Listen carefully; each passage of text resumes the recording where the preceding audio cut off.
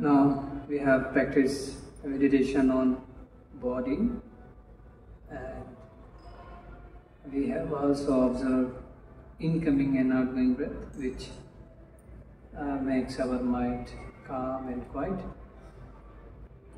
Sometimes when our mind is not calm, we cannot see clearly.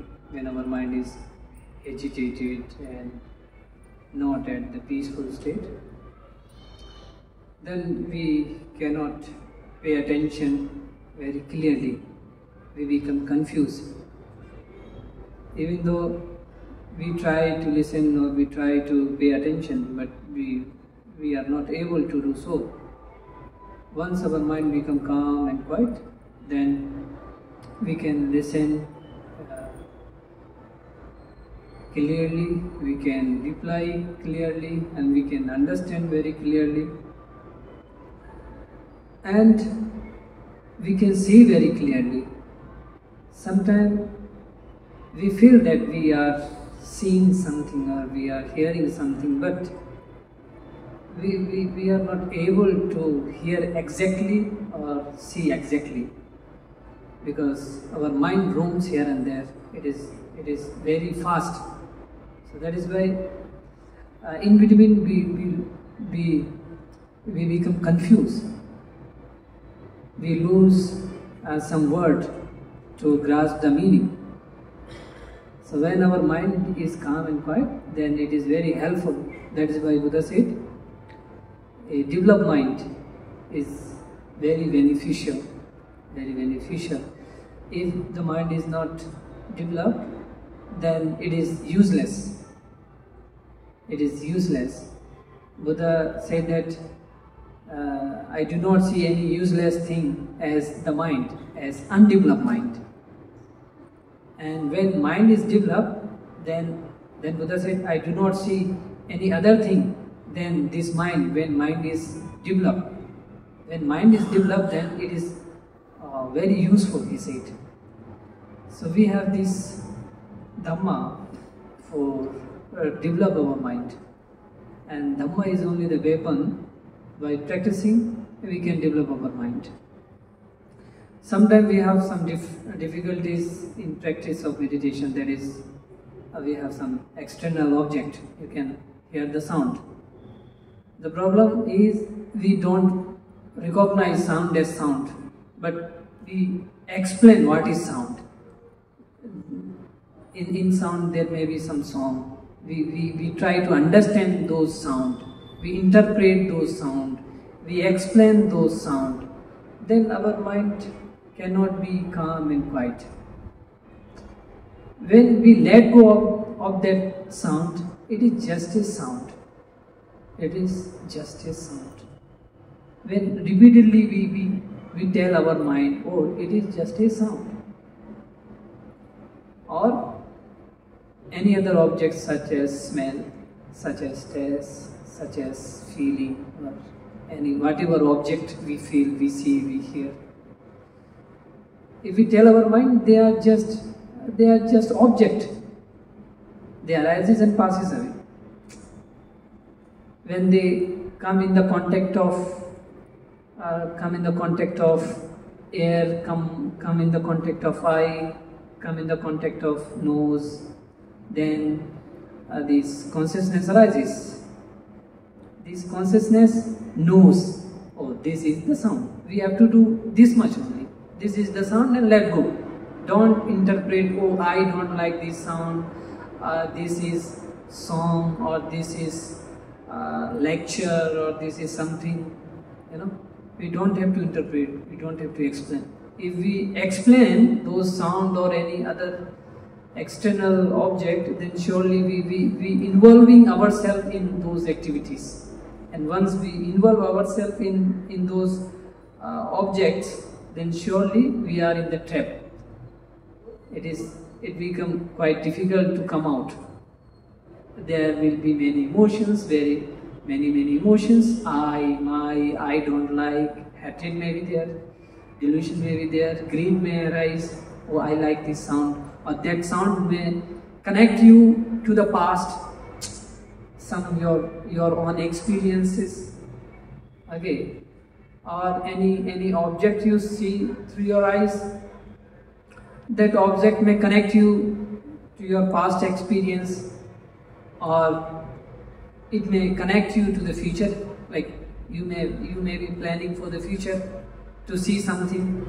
That object may connect you to the future object, whatever you have planned. Similarly, whatever feelings we experience, those feelings sometimes lead to the past, or you may be planning for some good comfort or something in the future. They may lead to the future also. You may wonder in the future, you may wonder in the past.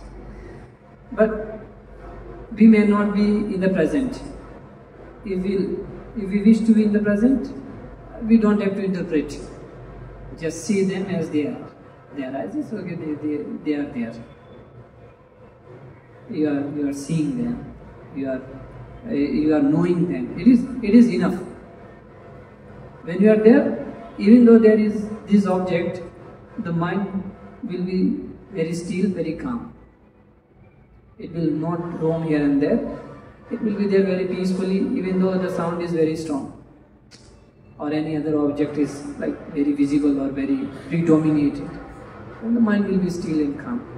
But the thing is, your knowing should be very strong with the mindfulness.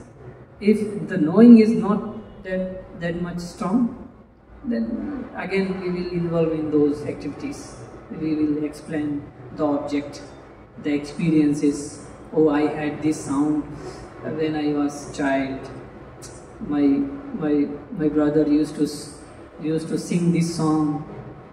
My mother used to tell this story, or any visual object you see. Oh, such and such object I have seen in the past. It was like very closely similar to this. Or there may be greed, or there may be lust, there may be hatred, anything. Because we are engaging ourselves in those activities. In meditation, we don't have to engage ourselves in the activities. We just know, we have to know, yes, they are there. These experiences, these objects are there. Just we have to know them and let them go. Similarly, when there is this greed, there is hatred, lust, and other mental factors, we have to just aware, just let them go. If we start explaining them, then surely we will engage ourselves into them. Once you explain them, then surely you will be in the trap. It becomes like quite difficult to come out. When you become exhausted and tired, oh, then you say, oh, this is not good. But still, your mind will be in a habit to tend towards those experiences, those objects, because since long time, since our childhood, we have been explaining those activities of internal objects, external object as well. So whatever we experience, just see them, know them, and wait. They're passing away. We have to wait till they pass away. When they pass away, know it clearly. Yes, they have passed away. Then simultaneously or subsequently there will be another object. Know that clearly, stay there for some time, wait, wait till it pass away. So this is how we can practice. Otherwise, like, it is very difficult for us to practice meditation, because of our mind tends to greed, tends to hatred, tends to passion, lust, So it is better to not explain. That is why Buddha also said in one place, Dittham ditthamatam, sutam sutamatam. When you hear, just hear, don't interpret. When you see, just see, don't interpret. So this is the Buddha giving the method to be calm and peaceful in any situation whenever we experience any pleasant, unpleasant experiences or any pleasant, unpleasant objects. We can still remain in the peace if we have a good mindfulness and this strong knowing of sound, of objects. Yes, they are the sound, they will pass away. So with this good knowing, we can be calm and peaceful at any moment. And we will not cling so quickly. So quickly, whenever we have mindfulness, good mindfulness, we have time. We have time to judge whether we have to engage ourselves or not. We have wisdom with the mindfulness. So we will keep ourselves away from this clinging attachment. Of course, if we are not in the practice, then surely we will tend to attachment, tend to greed, tend to lust. We will involve ourselves in those activities. So with this understanding, I would like to share a small talk on importance of the silas. Usually we give these silas, we give to the devotees who likes to take. So we have the Buddha, Lord Buddha has given Panchasila, not killing, not stealing, not having sexual misconduct, not telling lie, not taking drugs or anything which makes our mind weak and clouded. So the Buddha given a very good talk on benefits, advantages of silas. In Mahaparinibbana, he said 5 advantages of practicing sila. The very first sila, he said, whoever practicing the sila diligently, because of diligent, he will not lose his properties. This is the very first advantage of sila. So you can see whoever taking alcohol or breaking these precepts among this Panchasila, they lose their properties also. Say for example, if a person kill anyone, they will have a case, they have to fight against, they will lose money and properties for defending himself, And like if anyone engage in taking alcohol or drugs, surely he will lose his property. So this is the one benefit, not breaking precept, you will have good property, you will not lose your properties. This is the very first advantage of observing sila. The second one, the Lord Buddha said, if anyone practicing these silas, a householders, will have good reputation among the people. In the society, they will have good reputation. So and so is good person. He is not lying. He is not taking alcohol. They will take him as an example. They will inspire. This is the second advantage of observing silas.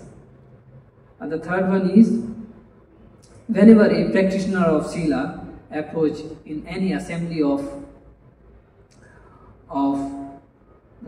Khatriyas, warriors, or any assembly of Brahmins, any assembly of lay people, any assembly of monks, they will go with the confidence, with the self-confidence, not with the hesitations or like, I cannot go in front of monks. They have some self, what you call it, remorse, I don't have that sila, or if they practice sila, they will go confidently without any hesitation. So this is the third benefit, third advantage of observing sila. Then the fourth advantage is, the Buddha said, whoever practice sila, they will not be confused during the death. You may see or heard that when death comes, people become unconscious, they become confused. They cannot recognize his wife, his children, you know. So it is because of, and they lost memory, basically they lost memory and they become so confused. You try to make them calm, but they are not able to calm because of, we can understand this, they haven't practiced sila. That is why they become confused. They become confused, restless. You know? So this is the fourth advantage of practicing sila. If you are practicing sila, you will not be confused during your death. You will die very peacefully, like Upasaka Dhammika. He was very calm and peaceful during his death. And Lord Buddha also sent few monks to recite Sutta. I think they were reciting Mahasatipatthana Sutta.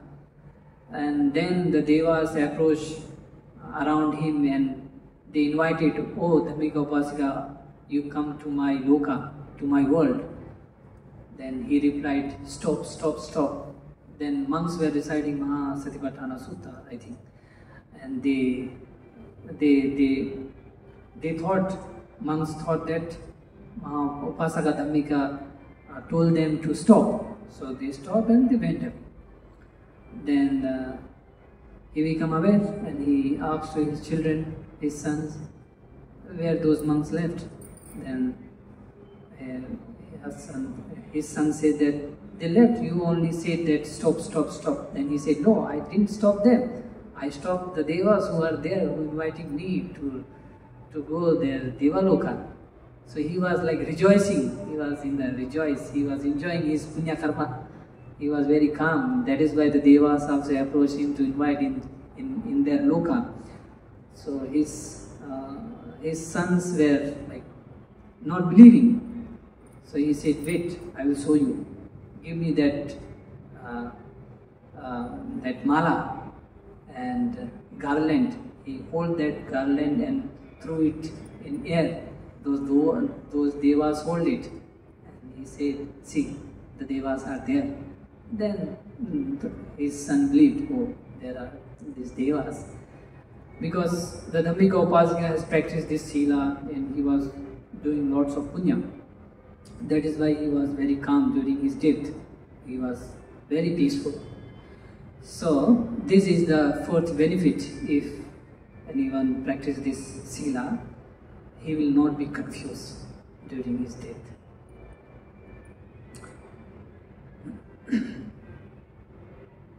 The fifth advantage is, any householders who practice this Panchasila, when they die, they will surely reborn in Sugati. In Sugati means plans of happy, plans, a world of happiness. For example, they will reborn in human beings where they have less and less suffering, but they will enjoy very good like material. Or they may reborn in Devalokas.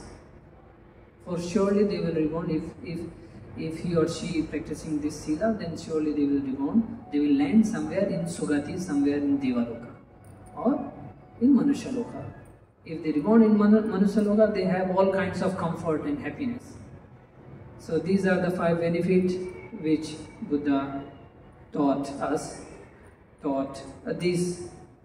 This talk specially was for householders. So I hope that you understood this small talk, and with this small talk I would like to conclude with blessings and metta. May you all enjoy very good health, peace of mind. May you all progress on the path of Dhamma. We all must give blessings. Sabithiyo vibhajyantu sabbarogo vinasatu mate bhavatu antarayo sukhi dikayuko bhavatu रक्षन्तु सर्वदेवता सर्वबुद्धानुभावेन सदा सुखिर्भवन्तु ते भवतु सर्वमङ्गलं रक्षन्तु सर्वदेवता सर्वधर्मानुभावेन सदा सुखिर्भवन्तु ते भवतु सर्वमङ्गलं रक्षन्तु सर्वदेवता सर्वसङ्घानुभावेन सदा सुखिर्भवन्तु